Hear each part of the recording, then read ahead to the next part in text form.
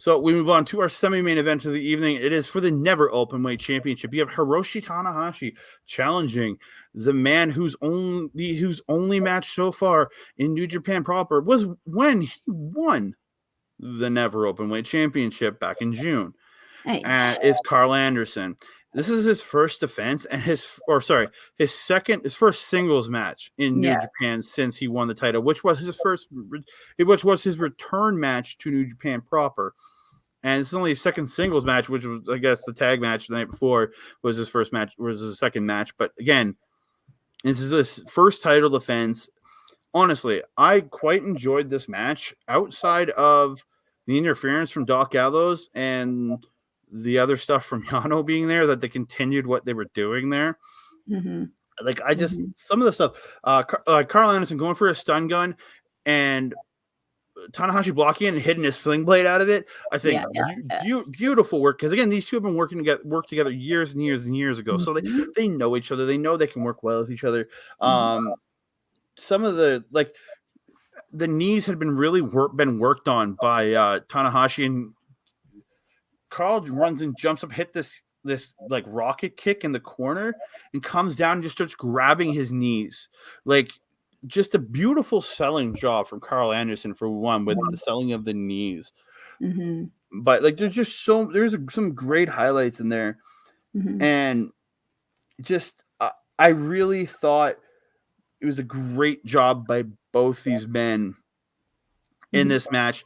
It's just, I think it's overshadowed by the post match and the big things coming for it. But I think both men did a great job. There was a spot where Tanahashi got aces high. They went for his high fly flow. And with the injured knees, Carl put his knees up, and he's just writhing in pain after, because his knees are already hurt, and he just took the high fly flow into his knees, but it hurt Tanahashi, and I think was great. So Tanahashi goes off the ropes. Doc Gallows grabbed the foot after he had dispatched with Toru Yano. And then as Tanahashi got free of Doc Gallows, Carl Anderson goes for the gun stun. Tanahashi stops. It goes for something. Carl stopped that, because I don't know what the move was, because he didn't get it.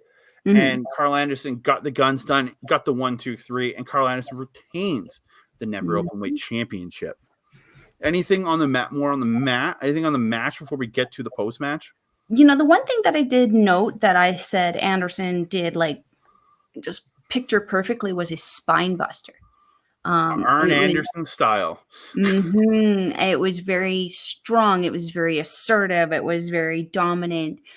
So much so that I just wrote Anderson spine buster. That's literally all I wrote.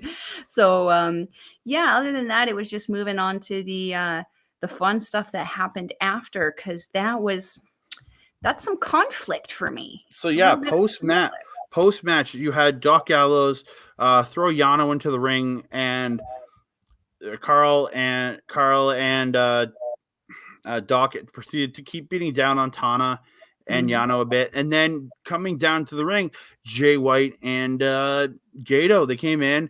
Jay White's like, whoa, whoa, whoa, and then they all attacked again like hyenas, until Tama Tonga runs out, takes out Carl, knocks him to the outside, takes out Doc Gallows, knocks him to the outside, and knocks down Jay White. And he has Jay White against the ropes, threatening to attack him, like, as he goes. He's mad, very, very mad at this man, until the Hickey man, Hikuleo, comes out, gets into the ring, and Jay White is just so happy at this point, because he's got his muscle back. He's got his muscle here to protect him.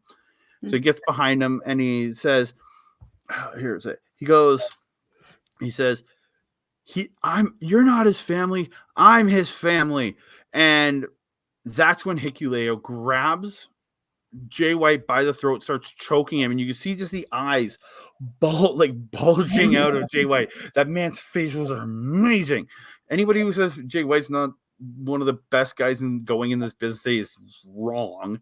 Check yourself. The facials, just the eyes, the way how open his eyes were, and he was just like scared, and then just hucks him towards Tama Tonga, and Tama Tonga hits the gun stun on Jay White, and both men just stare at each other, and they finally hug. Tama's got his little brother back.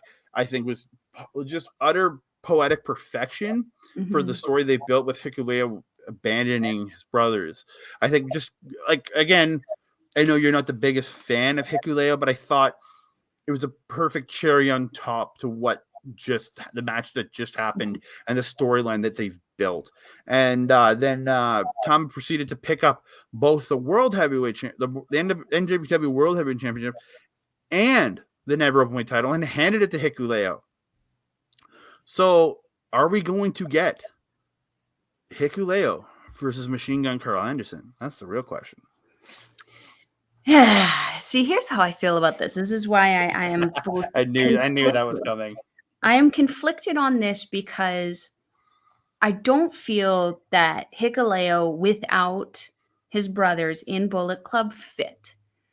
His attitude, sure, but knowing that he was the little brother of God and that they were doing really nothing with that and that he was still kind of there, to me, I was like, I don't know. And I didn't think he was kind of fit there. And I definitely felt that he would probably learn how to work a little bit better from his brothers and working with his brothers than as opposed to maybe trying to work with someone like Ishimori Taiji, which is like you would need two of him stacked on top of each other to be the same height as Hikuleo. Yeah, they were literally lifting Taiji up to do a 2-sweet in one of their matches. So. Yeah, like he's so like aspire to be like Ishimori and being lifted up by your buddies. But thanks for almost making that.